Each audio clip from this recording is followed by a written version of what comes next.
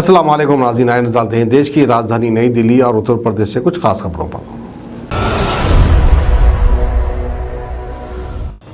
आप सभी का स्वागत है सच न्यूज में। आइए जानते हैं उत्तर प्रदेश और देश की राजधानी से कुछ खास खबरें।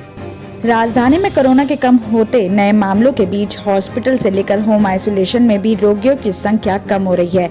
हालांकि अभी भी करीब 75% संक्रमित घरों में ही कैद है और इनके अलावा दूसरे पेशेंट्स हॉस्पिटल्स, कोविड केयर और स्वास्थ्य केंद्रों में भी एडमिट है। विशेषज्ञों का दावा है कि तेजी से घटती संक्रमण दर और पेशेंट्स के जल्दी ठीक होने की वजह से एक हफ्ते में इन आंकड़ों में और भी ज्यादा गिरावट आ सकती है। तो वहीं दिल्ली सरकार के स्वास्थ्य विभाग के मुताबिक 26 जनवरी को होम आइसोलेशन में 28,733 पेशेंट एडमिट थे। तो वहीं हॉस्पिटल्स में 2,137, कोविड केयर सेंटर में 173 और कोविड हेल्थ केयर सेंटर में 24 पेशेंट एडमिट थे और ऐसे में 74.99 संक्रमित अभी भी घरों में हैं। एक वरिष्ठ डॉक्टर ने भी बताया कि खांसी, जुकाम और हल्के बुखार के साथ पेशेंट घरों में ही एडमिट हैं। जिन पेशेंट को ज्यादा परेशानी है उन्हें ही हॉस्पिटल में एडमिट किया जा रहा है और इस वजह से घरों में ही अंडर ट्रीटमेंट पेशेंट्स की संख्या ज्यादा है। तो वहीं स्वास्थ्य विभाग के मुताबिक घरों में ही अंडर ट्रीटमेंट रोगियों की देखभाल के लिए टीम भी घर पहुँच उनका निरीक्षण कर रही है। पेशेंट की सेहत का आकलन करके भी देखा जा रहा है कि वो घर में ही आइसोलेट हो सकते हैं या नहीं।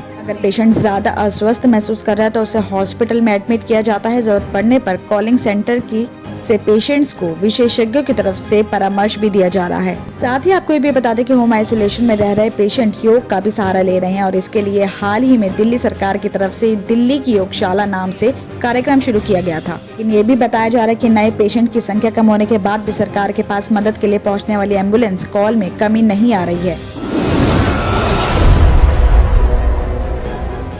गृह मंत्री अमित शाह ने बृहस्पतिवार को दादरी विधानसभा के तुगलपुर क्षेत्र में डोर टू डोर प्रचार किया और इस दौरान उन्होंने लोगों से बीजेपी के प्रत्याशी तेजपाल नागर को चुनाव में जीत दिलाकर विकास, कानून व्यवस्था और महिला सुरक्षा का वादा किया। शाह को देखने के लिए क्षेत्र में बड़ी संख्या में बच्चे, बुजुर्ग और दूसरे बीजेपी कार्यकर्ता भी जमा हुए थे। करीब 2 घंटे की देरी से 5 बजे तुगलपुर पहुंचे अमित शाह ने युवाओं, महिलाओं और बुजुर्गों से मिलकर बीजेपी के लिए वोट मांगे और साथ ही इस दौरान छतों पर मौजूद लोगों का हाथ हिलाकर उन्हें अभिवादन भी किया। उन्होंने गीता सागर, कुमार शर्मा, धर्मवती महिलाओं के घर जाकर तेजपाल को वोट देने की अपील की। वहीं तुगलपुर में शाह 300 मीटर तक चले और लोगों से भी मिले। कमांडो और पुलिस सुरक्षा से घिरे शाह से मिलने के लिए नेताओं और कार्यकर्ताओं में जद्दोजहद भी रही, लेकिन भीड़ की वजह से 15 मिनट के बाद ही वो नॉलेज पार्क में सभा करने रवाना हो गए। बताया जा रहा है कि परी चौक के पास बने गुर्जर शौच संस्थान के पास कुछ बीजेपी नेता अमित शाह का स्वागत करने के लिए खड़े हुए थे, लेकिन तय कार्यक्रम के मुताबिक गृह मंत्री सीधे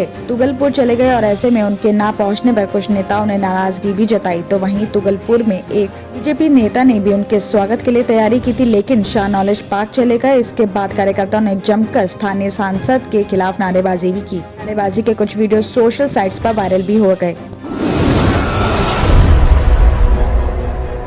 समाजवादी पार्टी के राष्ट्रीय अध्यक्ष अखिलेश यादव के हेलीकॉप्टर रोकने वाले ट्वीट पर उप मुख्यमंत्री केशव प्रसाद मौर्य ने करारा हमला किया है। उन्होंने ट्वीट करके कहा है कि अखिलेश यादव जी, आप और आपके गठबंधन को किसी की तरफ से रोकने की जरूरत नहीं है। जनता ने रोकने का फैसला 2014 में ही कर दिया था, जो आज भी कायम है। नौटंकी बंद करके 10 मार्च को वोट की गिनती, 11 मार्च को सैफई जाने की तैयारी करे। 4 घंटे में नहीं 40 मिनट में मेरठ पहुंचाने वाला तैयार है। वहीं इसके बाद बीजेपी IT सेल के प्रमुख अमित मालवीय ने कहा कि समाजवादी पार्टी ने अपराधियों और भगोड़ों लोगों को टिकट दिया है।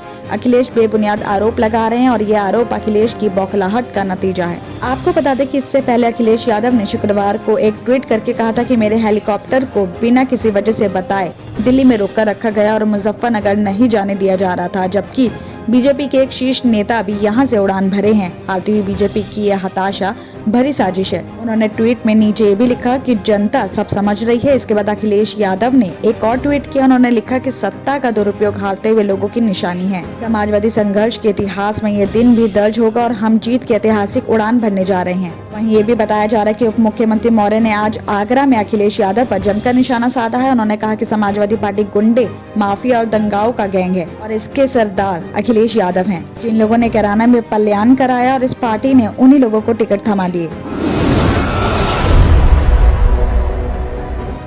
उत्तर प्रदेश में पहली बार विधानसभा का चुनाव लड़ रही आम आदमी पार्टी ने बृहस्पतिवार को यहां पार्टी के गारंटी पत्र के तौर पर अपना चुनावी घोषणा पत्र जारी किया है। इसमें जनता से कई लुभावने वादे भी किए गए हैं। घोषणा पत्र को पार्टी के प्रदेश कार्यालय में मीडिया के समक्ष पार्टी के प्रभारी और संजय सिंह ने प्रदेश अध्यक्ष सवाजीत के साथ जारी किया है। आपको बता दें कि पार्टी ने घोषणा पत्र को केजरीवाल का गारंटी पत्र नाम दिया है। इसमें प्रदेशवासियों को 300 यूनिट मुफ्त बिजली देने और किसानों सभी तरह के कर्ज माफ करने के अलावा दिल्ली की तर्ज पर ग्राम क्लिनिक और मोहल्ला क्लिनिक खोलने का भी ऐलान किया गया है। आपने सरकार बनते ही शिक्षा मित्रों को नियमित करने, बजट का 25% हिस्सा शिक्षा पर खर्च करने और सरकारी स्कूलों को प्राइवेट स्कूलों से भी बेहतर बनाने का वादा किया है। संजय सिंह ने भी कहा है कि दिल्ली की तरह ही यूपी में भी प्राइवेट स्कूलों की मनमानी फीस पर रोक लगाएंगे। वहीं आपने सरकारी नौकरी में प्रदेश के युवकों के लिए 80% पद आरक्षित करने और हर साल 10 लाख लोगों को नौकरी देने का भी वादा किया है। यही नहीं, युवाओं को रोजगार मिलने तक हर महीने 5,000 रूपए बेरोजगारी भत्ते की गारंटी भी दी गई है। साथ ही 18 वर्ष से ज्यादा उम्र की सभी महिलाओं को हर महीने 1,000 रूपए का पेंशन देने के साथ ही उन्हें सरकारी बसों में मुफ्त यात्रा की सुविधा देने का भी वादा किया गया है। दिल्ली और उत्तर प्रदेश की खबरों में आज इतना ही। बाकी देश भर की और तमाम खबरें जानने के लिए देखते रहिए सच न्यूज।